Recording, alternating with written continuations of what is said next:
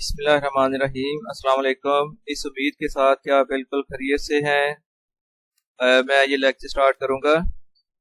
Lecture number 3 है, chapter number 12, और इसमें टॉपिक शामिल है theorem number 3 and theorem number 4।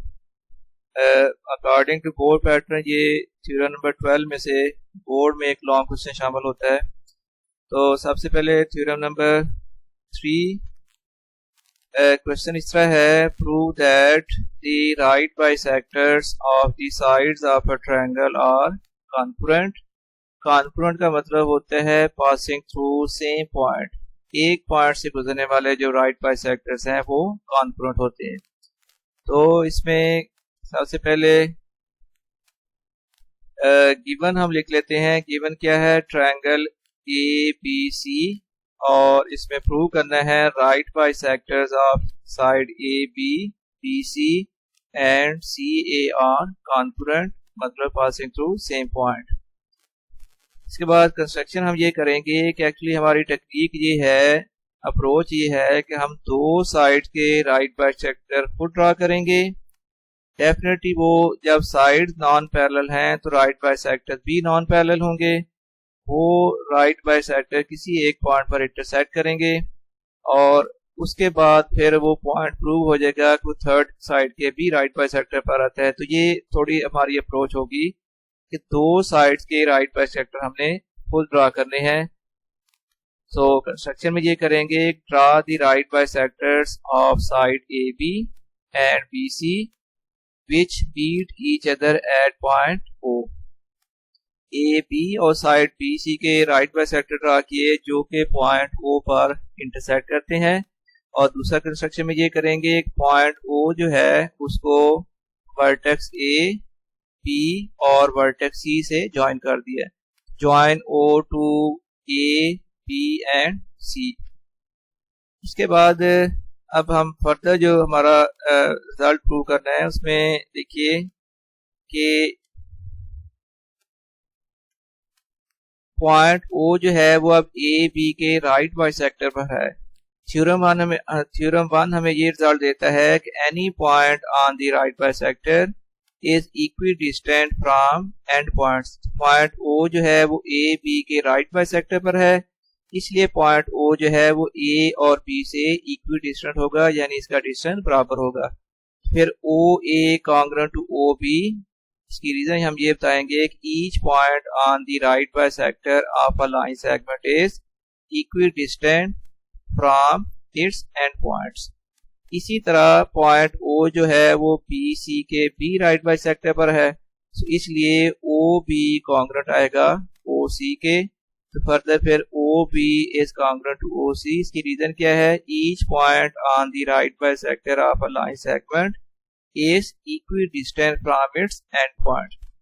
ये अब दो इक्वेशन को देखिए, अगर ओ ए कॉन्ग्रुएंट है ओ बी के और ओ बी कॉन्ग्रुएंट है ओ सी के, यानी ए अगर इक्वल टू हो बी के और बी इक्वल टू हो सी के, तो फिर यूं होगा कि ए इक्वल टू हो जाएगा सी के। तो देयरफॉर ओ ए कॉन्ग्रुएंट हो जाएगा ओ सी के, यानी ओ ए कॉन्ग्रुएंट टू ओ बी था और ओ बी आगे चल के कॉन्ग्रुएंट है ओ सी के। तो फिर क्यों ये जरूर होगा कि ओ ए कॉन्ग्रुएंट हो जाएगा ओ सी के फ्रॉम क्वेश्चन 1 एंड 2। अब ये प्रूफ हो रहा है कि पॉइंट ओ जो है वो ए और बी से इक्वी डिस्टेंस है। ओ ए और ओ सी कॉन्ग्रुएंट होने का मतलब पॉइंट ओ ए डिस्टेंस और ओ सी डिस्टेंस दे आर इक्वल। अब any point which is equidistant from the end points of a line segment। अब पॉइंट O जो है वो AC के एंड पॉइंट से इक्विडिस्टेंट प्रूव हो गया। ये थ्योरम है कि any point equidistant from the end points of a line segment is on the right bisector। अब अगर पॉइंट O A और C से इक्विडिस्टेंट प्रूव हो चुका है तो फिर ये प्रूव करेगा कि पॉइंट O जो है वो AC के राइट बाइसेक्टर पर होगा। तो इट मीन्स के point O is on the right bisector of C A, या इस साइड को आप ए सी भी पढ़ते हैं।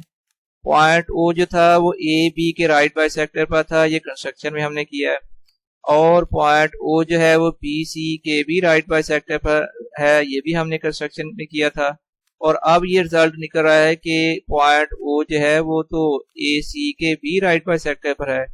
अगर पॉइंट ओ जो है वो तीनों साइड के राइट बाइसेक्टर पर प्रूव हो गया है, इसका मतलब ये होगा कि तीनों साइड्स के जो राइट बाइसेक्टर्स हैं एक्चुअली वो इस पॉइंट से गुजरते हैं। इसी बेस पर हम अपना रिजल्ट लिख देंगे। But point O is on the right bisector of A B and B C, ये कंस्ट्रक्शन में हम कर चुके हैं। Hence right bisector of the three sides of a triangle are congruent at C, तो ये बात प्रूव होगी। अब थ्योरम नंबर है 4 और ये भी इजी थ्योरम है। क्वेश्चन आएगा prove that any point on the bisector of an angle is equidistant from its arms.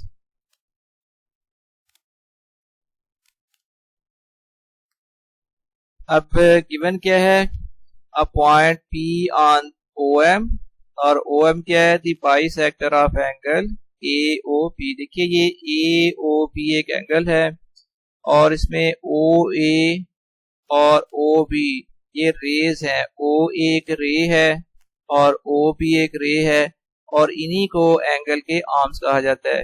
और इसके बाद ये गिवन है कि पॉइंट P जो है वो एंगल के बाइसेक्टर पर मौजूद है, जिसका मतलब OM जो है वो इस एंगल AOB का बाइसेक्टर है। जब ये बाइसेक्टर है तो फिर ये और ये दो एंगल्स इक्वल बनेंगे और पॉइंट P जो है वो एंगल AOB के बाइसेक्टर पर मौजूद है। अच्छा, प्रूव क्या करना है, प्रूव ये करना है कि PQ is congruent to PR। देखिए हमने ये प्रूव करना था कि पॉइंट P जो है वो एंगल के आर्म से इक्वल डिस्टेंस पर है, इक्विडिस्टेंट है। फिर हमने ज़ाहिर है यहाँ पर कोई पॉइंट मार्क करके ही डिस्टेंस लेना था, तो हम ये कह लेते हैं कि ये distance PQ is congruent to PR, that is P is equidistant from OA and OB।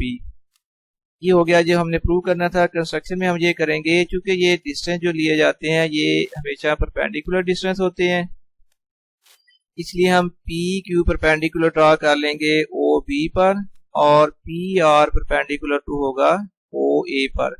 तो draw PR perpendicular to OA, ये PR जो है वो OA पर परपेंडिकुलर ड्रा किया है और इसी तरह PQ परपेंडिकुलर ड्रा किया है OB पर। अब सबसे पहले ये दो ट्रायंगल जो हैं POQ और ट्रायंगल है POR, इन दो ट्रायंगल्स को कॉन्ग्रुएंट प्रूव करना है, ये हमारा टारगेट है। अब जी कॉन्ग्रुएंट प्रूव करने के लिए सबसे पहले OP कॉन्ग्रुएंट टू OP, ये इसकी रीजन हमारे पास क्या होगी, ये कॉमन साइड है, दोनों ट्रायंगल में ये कॉमन साइड है तो इसलिए इक्वल है। और फिर angle PQO is congruent to angle PRO, ये दोनों 90 डिग्री के हैं। हमने कंस्ट्रक्शन में PQOB पर परपेंडिकुलर ड्रा किया था, अगर PQ परपेंडिकुलर है तो उसका एंगल 90 का बनेगा। इसी तरह हमने PR जो था वो OA पर परपेंडिकुलर ड्रा किया था तो इसलिए ये एंगल 90 का बनेगा। तो PQO is congruent to angle PRO, यानी बोथ आर 90 डिग्री। तो ये हमने काम कंस्ट्रक्शन में किया था, जिसकी रीजन आ जाएगी कंस्ट्रक्शन। और फिर तीसरी बात, angle POQ is congruent to angle POR, ये और ये दो एंगल इसलिए इक्वल हैं कि गिवन में उन्होंने कहा था कि जो पॉइंट P है वो एंगल AOB के बाइसेक्टर पर है, बाइसेक्टर पर है तो इसका मतलब ये और ये दो एंगल इक्वल हुए। फिर ये गिवन में आ गया कि angle POQ congruent to angle POR। अब देखो दो एंगल्स और एक साइड एक ट्रायंगल की और इसी तरह दो एंगल्स और एक साइड दूसरी ट्रायंगल की, ये इक्वल है तो कॉन्ग्रुएंट है, इसलिए फिर ये दोनों ट्रायंगल्स कॉन्ग्रुएंट हो जाएंगी। अब इसका मतलब triangle POQ is congruent to triangle POR, इसका रीजन आएगी side angle angle congruent to side angle angle. अब अगर ये दो ट्रायंगल कॉन्ग्रुएंट हो गई हैं तो कॉन्ग्रुएंट ट्रायंगल में तमाम कॉरस्पॉन्डिंग साइड्स और तमाम कॉरस्पॉन्डिंग एंगल्स कॉन्ग्रुएंट होते हैं, तो फिर पी क्यू कॉन्ग्रुएंट आ जाएगा पी आर के। तो hence P Q is congruent to P R, और इसकी रीजन क्या होगी? Corresponding sides are congruent triangles. ये थ्योरम इसके साथ ही प्रूव हो गया, और उम्मीद है मुझे अल्लाह ताला से कि आपको जो ये एक्सप्लेन किया गया है थ्योरम के अंदर, ये इंशाल्लाह ताला आपको समझ आएगी। और यही ख्वाहिश और दुआ के साथ अल्लाह हाफिज।